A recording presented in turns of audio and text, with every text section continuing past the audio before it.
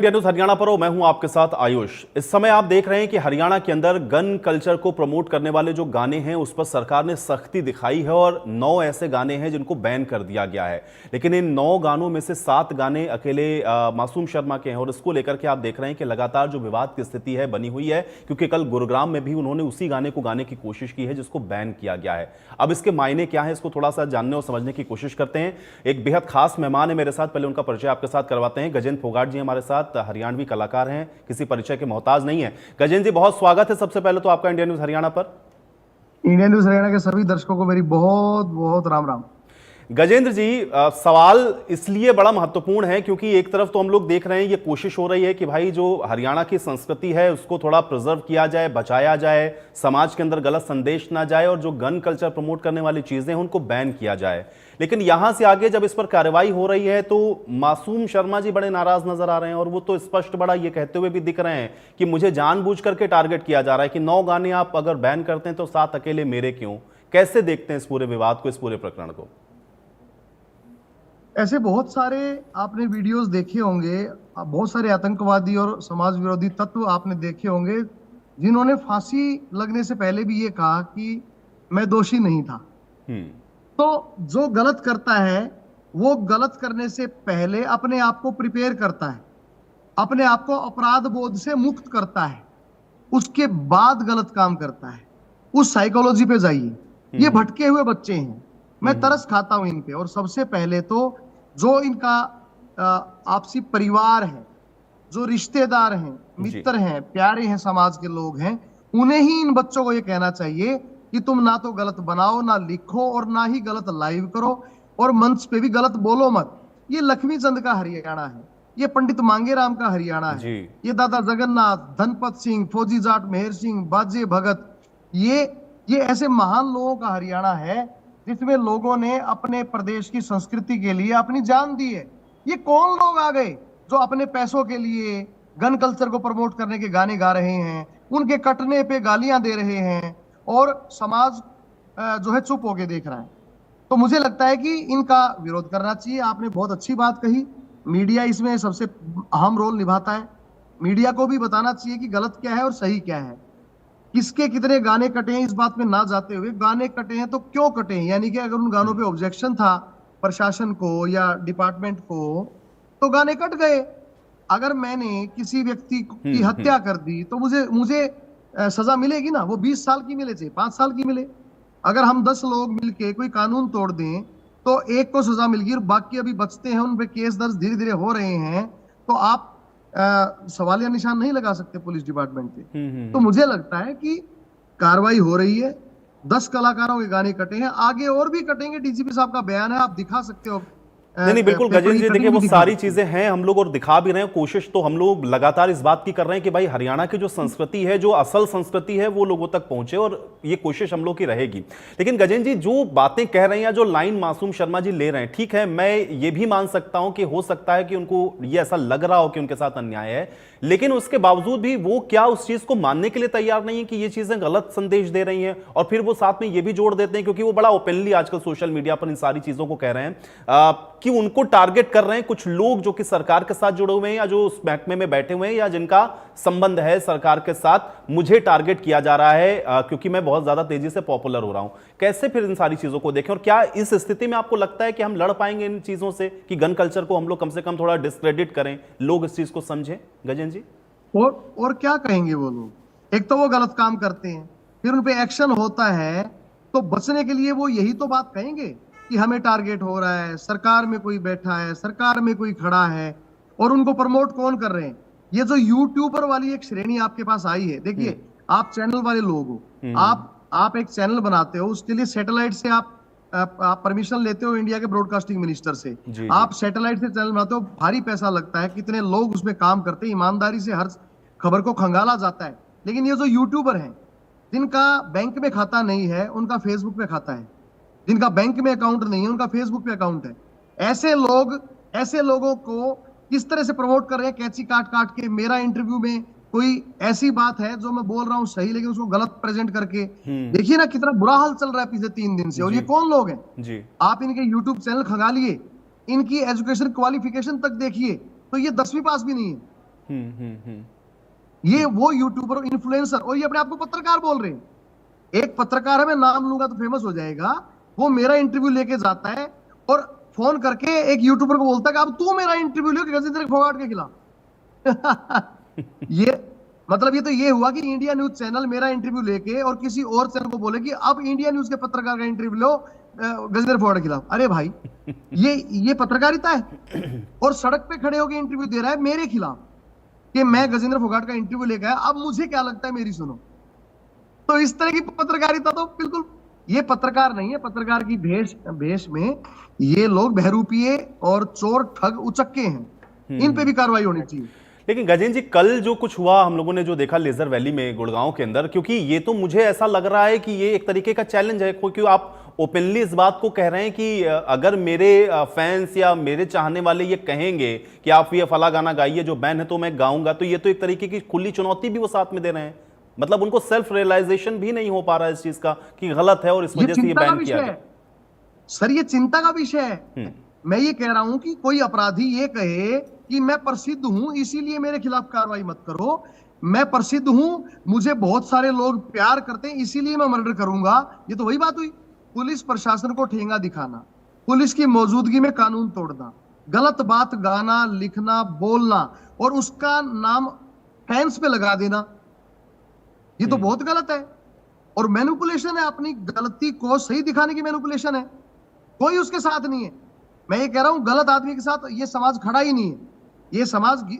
और एक बात बताइए, जो भी ये बैन हुए हैं गाने, ये कोई गीता का उपदेश तो थे नहीं, बिल्कुल सही बात। ये कोई अच्छा प्रचार तो था नहीं, ये वेद के मंत्र तो थे नहीं। अरे गलत थे तो बैन हो गए, क्या हो गया फिर? और भी बैन होंगे, और बैन नहीं होंगे, उनके खिलाफ एफआईआर भी होगी। नहीं तो क्या गजेंद्र जी, आपको ये लगता है कि क्या ये एक शॉर्टकट मान लिया है कलाकारों ने कि अगर आप किसी में गन की बात करें, कोई वायलेंस की बात करें, उस पर थोड़े व्यूज या लाइक्स आपको ज्यादा मिल जाते हैं, तो यही हमें बनाना है? भाई अगर आप कलाकार हैं तो आप अच्छी चीजें बना करके भी वो प्रसिद्धि हासिल कर सकते हैं। क्या ये शॉर्टकट के तौर पर लोग देख रहे हैं? ये बात आपने कमाल पूछी है भाई साहब।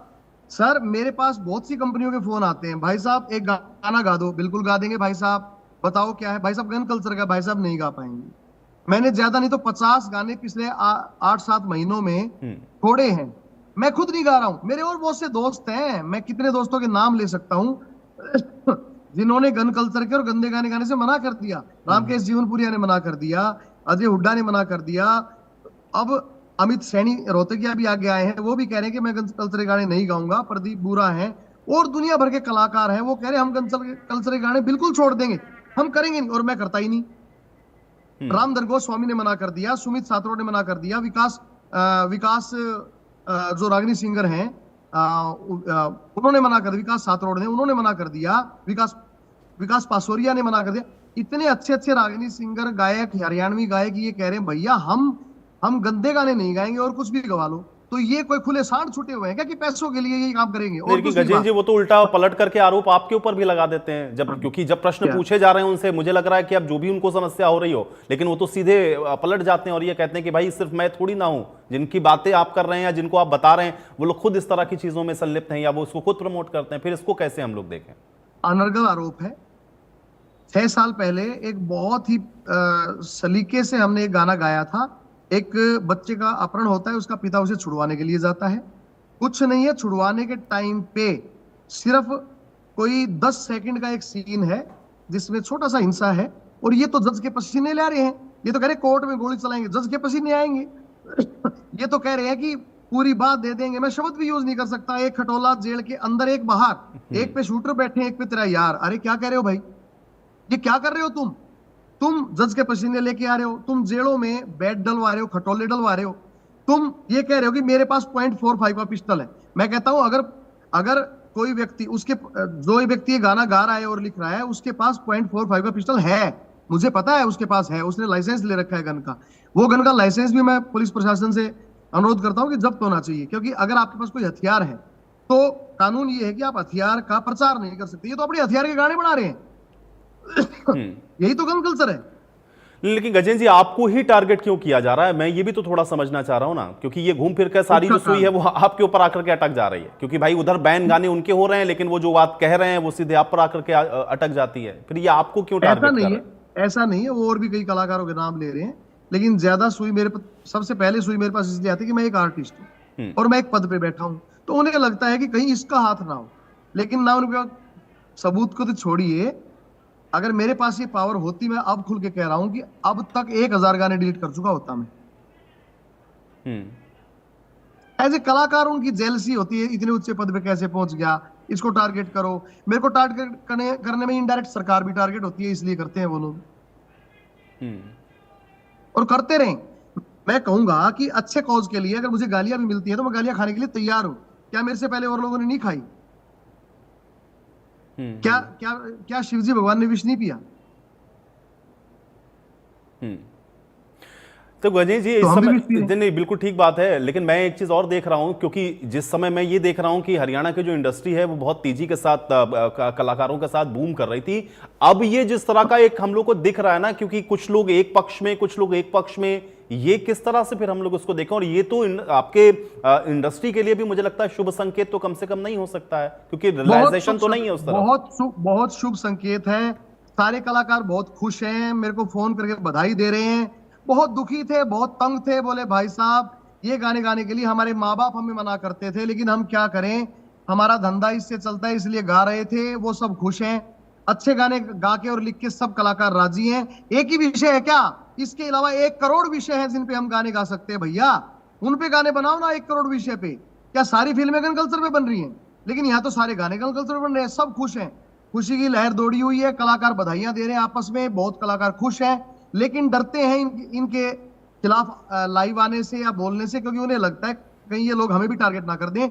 उनके माँ बाप, भाई बहन, रिश्तेदार, प्यारे जो हैं वो ये कहते हैं कि भैया लड़ाई में मत पड़ो, लेकिन गाने अच्छे गाओ। सब, कोई माँ बाप ये नहीं कहेगा अपने बच्चे को कि गंदे गाने का, अश्लील गाने का, भोंडे गाने का, गन कल्चरी गाने का, बदमाशी गाने का प्रमोट कर खून, हत्या, बलात्कार, नो, बिल्कुल गलत बात है। एक छोटे से बच्चे को डाल दिया उसके अंदर, 8 साल का बच्चा है, उससे बदमाशी गाने गवाए जा रहे हैं। मैं कहता हूं ये कौन सा समाज है? नहीं, लेकिन गजेंद्र जी फिर ये इंडस्ट्री में या ये कल्चर में इंजेक्ट हुआ कैसे, है ना? बेसिक प्रश्न तो ये है कि ये आया कैसे। बताता हूं। पाकिस्तान ने सबसे पहले ये प्रयोग किया पंजाब में, वहां पे नशा भेजा, वहां पे पैसा भेजा, वहां पे कुछ ऐसे गायक खड़े किए जिन्होंने गन कल्चर को प्रमोट करना शुरू किया, वहां पे सिद्धू मूसेवाला जैसे गायक खड़े किए जो आपस में कलाकारों के साथ भिड़ के टारगेट बना के और अपना अलग अलग टोलियां बना लें। उसके बाद आपको पता, फिर खालिस्तान की लहर को उन्होंने उठाया, और देखो कैसे जाके लाल किले तक जो है वो गंदगी की गई, आतंकवादी गतिविधि की गई, लाल किले पे तिरंगा हटाई, खालिस्तान का झंडा फहराने की कोशिश की गई। आप देखो ये सारा कनाडा से एक कुत्ता भोंकता है, आपने देखा होगा, गुरपतवंत सिंह पन्नू, वो भी उसी पैसे से भोंक रहा है। तो ये सब एक नेक्सस है, जिसने पंजाब को तो घेर लिया। आप देखो वहां पे मर्डर चल रहे हैं, वहां पे गन कल्चर कितना फैल गया है, नशा कितना फैल गया है। अब उन्होंने पंजाब को ले लिया गिरफ्त में, अब चल पड़ा वो दिल्ली की और हरियाणा की ओर। वो पाकिस्तान वालों की चाल है, वो सीधे दिल्ली तक पहुंचना चाहते थे, बीच में हरियाणा और पंजाब आते थे। पंजाब को तो उन्होंने घेर लिया, हरियाणा को वो घेर नहीं पा रहे। मैं कह रहा हूं घेर नहीं पाएंगे, हम बैठे हैं बीच में, हम आपकी गंदगी को अपने ऊपर लेंगे। ये सब पैसा जो आ रहा है, ये गन कल्चर गानों में पैसा किसका लग रहा है, अगर आप खंगालोगे तो इसमें भी आपको पता लगेगा कि ऐसे लोग इन्वॉल्व हैं जो समाज विरोधी हैं। ये सब बहुत बड़ी चाल है, बहुत बड़ा नेक्सस है इसमें। ये बड़ी बात गजेंद्र जी आपने कही, और मुझे लगता है कि इस पर तो बहुत संजीदगी के साथ सोचने की आवश्यकता, और इसीलिए मैं खुद से ये समझना चाह रहा था कि ये कैसे इंजेक्ट हुआ है। आपने बड़ी बात कह दी, लेकिन गजेंद्र जी एक चीज और मैं जानना चाह रहा हूं, क्योंकि एक मिनट जी, आपने मेरी बात का समर्थन तो कर दिया, मैं इसमें एक बात और ऐड करना चाह रहा हूं बंधु मित्र, सब गन के खिलाफ है सब। आपके पिता नहीं चाहेंगे आप गन चलाओ, जी, लेकिन अगली पीढ़ी गन चलाए, उसके लिए क्या करोगे आप संगीत की चाशनी में लपेट के गन को ग्लोरीफाई करोगे।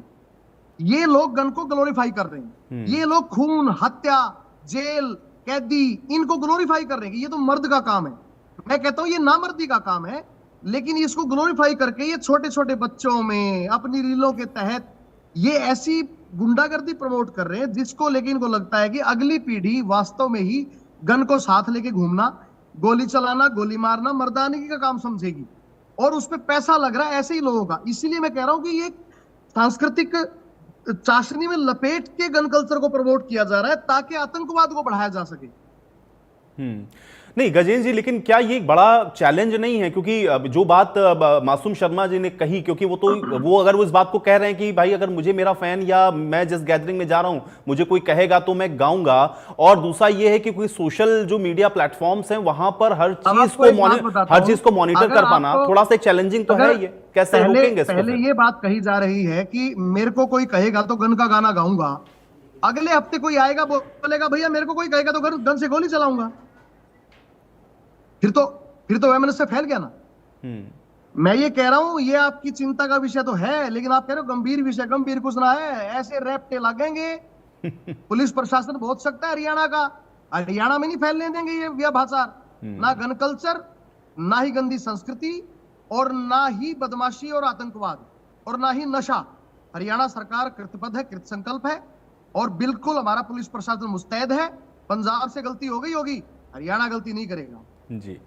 चलिए गजेंद्र जी, बहुत शुक्रिया, आपने अपना कीमती वक्त हमारे लिए निकाला और आप जुड़े, बहुत बहुत धन्यवाद। तो अभी आप गजेंद्र फोगाट जी को सुन रहे थे, बड़े स्पष्ट शब्दों में उन्होंने कहा कि हरियाणा के अंदर किसी भी सूरत में ये गन कल्चर प्रमोट अब नहीं होने वाला है। अगर किसी को ऐसा लगता है कि उनके साथ कुछ गलत हो रहा है तो ऐसा नहीं है। जो भी इस तरह की गतिविधियों में संलिप्त है उसके खिलाफ सख्ती से निपटा जाएगा। इस खास पेशकश में मेरे साथ फिलहाल इतना ही।